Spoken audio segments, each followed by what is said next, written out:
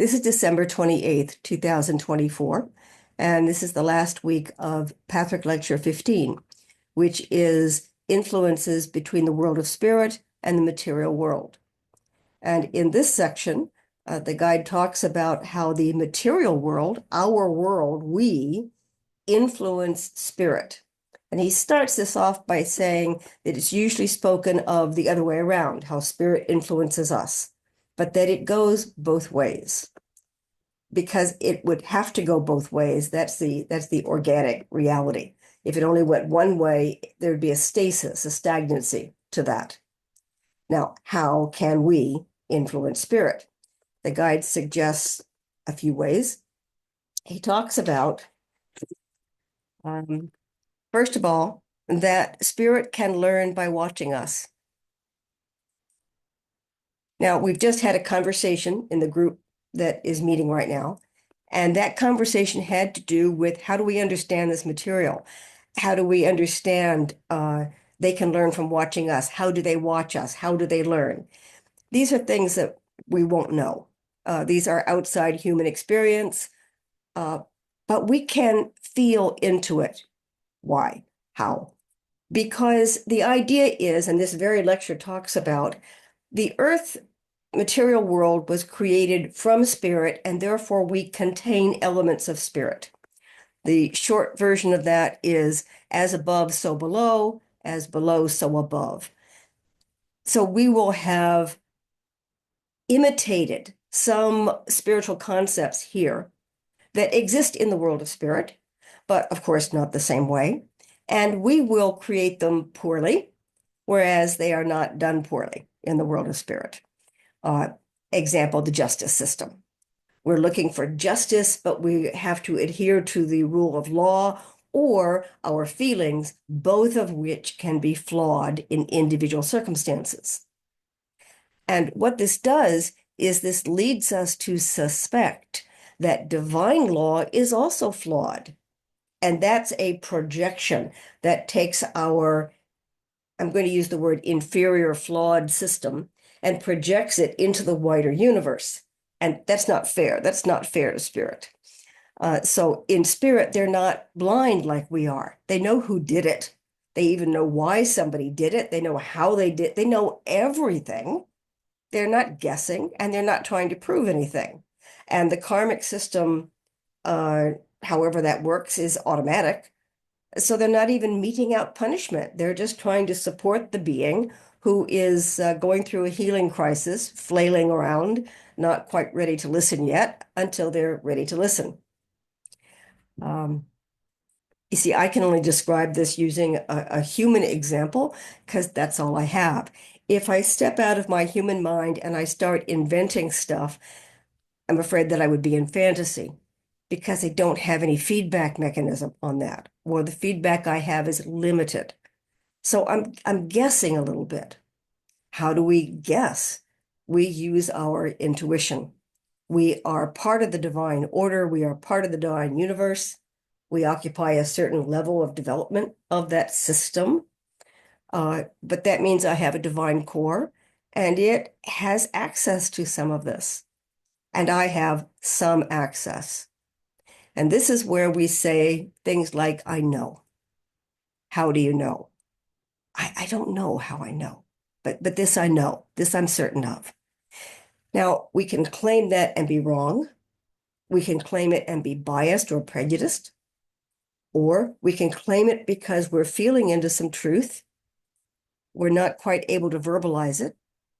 And because we're not able to verbalize it, we may interpret it wrong so that we still have a wrong result, even though we started from a genuine divine sense of intuition. It's complicated. So let's get back to how they can learn from watching us. Once again, I have to tease. I'm sure the archangels don't learn a lot by watching human beings. They're kind of up there in the echelons. But there's an awful lot of spiritual beings that aren't transcended. They aren't of that level yet. And as they mill around or go back and forth, there may be some value in their being able to observe human behavior without being engaged in human behavior. I'm going to use two examples from human life.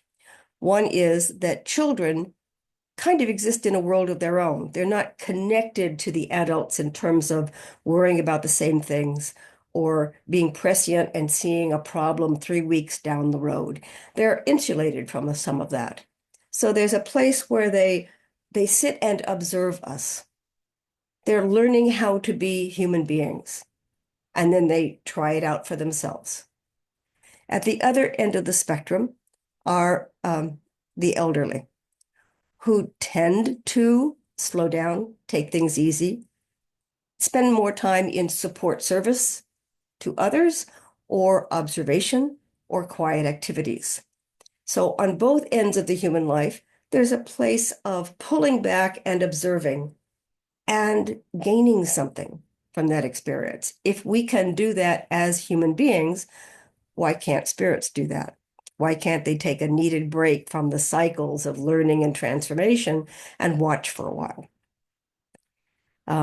This section of the lecture also includes the part about how spirit responds to our requests. They'd love to help, but there are rules.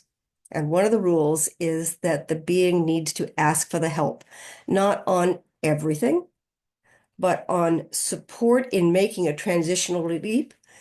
The idea is you want this person to have a glimmer of what that would mean, or be willing to engage in the difficulties that would promote. So if somebody wants to up their game and take on more responsibility and more leadership, if they ask for help, they can be helped. And of course, that help is gauged to the person's capacity to integrate it.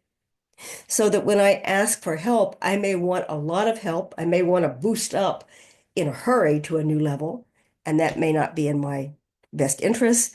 And so the answer is, we heard you, and the answer is no, not yet. Or we'll give you a section. And my ego may interpret that as nobody heard me. And so in reading Patrick lectures, this is what I get from them. I get my head cleaned up about stray thoughts about I'm not listened to, I'm not good enough. And the guide says, it's not a matter of you're not good enough. We hear you, we gauge, we allow, we're trying to help. We may put things in motion that will take a few years to develop. We heard you. And you're not ready yet. And we're working on it. Another section was kind of fun, and that is that thought forms create worlds. When I teach this, very often I have a bottle of soap bubbles, and as I'm talking, I'm blowing the soap bubbles, because the idea that every thought that runs through my head, and I have a busy head, every thought that runs through my head creates a world of ideas. If you imagine that like soap bubbles, they're filling the room. It's a busy universe, and yet somehow everything seems to get along just fine together. But it is important to take responsibility for the thought forms that I'm putting out, the worlds I'm creating, the energy that I'm drawing to me, and how that influences me and others around me. Once again, I translate that to if I have a group of friends that are rowdy and lawbreakers, and I engage with them all the time, I will have a tendency to be rowdy and break the law. At some point, I may realize that's not how I want to live. That's not how I want to do. So I want to create a different life. And that thought by itself begins a process. And then I have to do something about it. I have to find new friends, new outlets, new activities. I have to make the difficult transition from friends I had to not having very many for a while as I transition to different acquaintances. So thought forms create worlds. We bring in negativity. We can also exude negativity.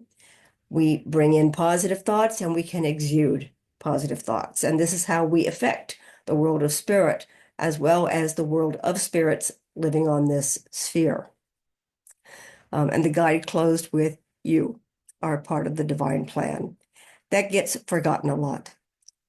My practice has been to attempt to sense into the original positive intent of something. if somebody has a problem, I look at what could the positive intent have been that then got sidetracked.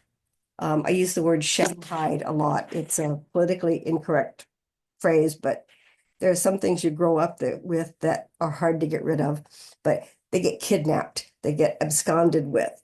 Um, so, what was the original positive idea, and how did it get distorted? How did it get loaded on? How did people attack it and put negative thoughts in the vicinity, and the person succumbed to those negative thoughts? And yet, underneath that was a divine intent. That's how I interpret that we are part of the divine plan. And our struggle is to maintain our genuine beliefs, our true beliefs, our divine beliefs, um, and to notice where we are still flirting with and being attracted to and attached to false beliefs, misconceptions, and distortions, actually liking it, not wanting to give it up, and then complaining about it. The last thing I'd like to add is that um, there are, especially in these early lectures, the guide is very specific about how the spirit world operates. This can run counter to some belief systems. Doesn't matter where your belief systems came from, it can be counter to your belief systems. Some of the things the guide said were counter to mine. And I took refuge in the guide's words that I did not have to give up my religion. I did not have to give up my beliefs. I did not have to give up anything. The invitation was to consider thinking about things differently. Now, the dilemma is, for instance, I am part of the Western Hemisphere, Judeo-Christian, European, etc. Culture. And that involves a lot of prejudice. It involves, we go back a long time, and there are philosophies that are embedded into our culture that we're not even aware of. A popular word about that came into fashion, give or take 20, 30 years ago, was paradigm. These are belief systems or beliefs that we have no conscious memory of, but they're in there and we depend on them. We build other beliefs on those paradigms, but we don't name those paradigms. I'm reading a book on Greek and Roman mythology, and I'm blown away with how many Greek and Roman words for activities of the gods, names of the gods, the meanings, the meanings of the words attached to different gods and what those meant, and how they have come through our history into my particular language of English, so that I recognize the roots of these words and how they're used today. And there are some that I had no idea went back to mythology. So we're still using Greek and Roman mythology from, BC times. We're still using those thought processes today. The ones that are in alignment with divine law work great. The ones that are not in alignment with divine law, we get in trouble with. That's a false belief, misconception, or distortion. It's going to attract and create pain and disharmony. And the invitation is that is what we might address. I think what I'm trying to do is weave this together, that we've got a lot of work going on the planet, some of it that we're conscious of and some that we're not. If you're not aware of a disharmony, if you're not aware of a false belief, there's nothing you can do about it. This harkens back to one of my favorite teaching lectures, Patrick Lecture 127, which is 4 stages of spiritual evolution. And stage 1 is automatic reflex, which I translate as dumb as a post. If you have no awareness, you really can't do any conscious work there. How could you possibly do conscious work there? For better or worse, you have to wait until there's awareness. Once you have some awareness, you can begin to increase your awareness. You can begin to understand. Awareness is stage 2. Understanding is stage 3, until you finally reach a knowing, an understanding so complete that there's no more questions left. You comprehend. and it's a settled matter. Now, my version of this, because I use ridiculous metaphors, they seem to work. I like them and I use them. My metaphor for this is that I have a tendency to totally forget regular habits. I can do something every day for my entire lifetime, and then one day I stop doing it, and for a week I don't even realize I've stopped doing it. Uh, on a smaller level, what this looks like is my bike that I ride several times a week. I will get on my bike, I will be 3/4 of the way home, and I realize that my helmet is still attached to my backpack. I wear my helmet religiously. It's a belief. It's important to my family that I protect my head because we have some history with injuries of that type. How did I forget my helmet one time out of 50? I don't know. But what I have settled on is this. I call it the helmet law. That once I am aware that I'm not wearing my helmet, I have to stop the bike. And when I do that, and I'm a half a block from home, the voices crowd in saying, "You're only half a block from home. It doesn't matter. You've just ridden 10 blocks. How could it doesn't make any difference. Just keep on going." And uh, there's jokes I can tell about that'll sound great unless you get in an accident 10 feet from home.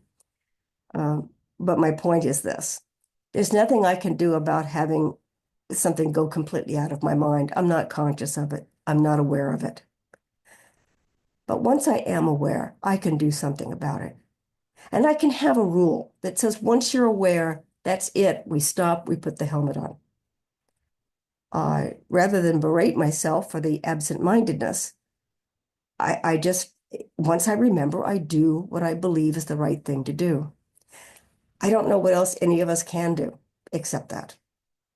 So the idea with the Pathwork lectures is to build awareness so that we can be in the process of understanding, so that we can go through and clear out our false beliefs, misconceptions, distortions, prejudices, biases, etc., and come to a place where we are in alignment with not external divine law, but an internal knowing of divine law. Another simple way to explain this is some people, when they fall in love, they know. Even if it's not permanent, and that's the tricky part about interpretation. You're either in love or you're not. The human expectation loads that with, if I'm in love, it will last 25, 50 years. But if we just bring it back to, I'm either in love or I'm not in love, then if you're in love, one day you'll realize that that was not true, if it's not true. And if it's true, and you test it and you look at feedback and you're realistic about it, you're in love. It's not something that somebody else can tell you about. It's an inner knowing. So, bit off topic, but there we go. Different examples of the different layers and aspects of spirit and the material world, that they interact. So the early lectures can be a lot of fun. I hope you take a look at them. Patrick Lecture 15, the influence between the world of spirit and the world of material. Thanks for listening.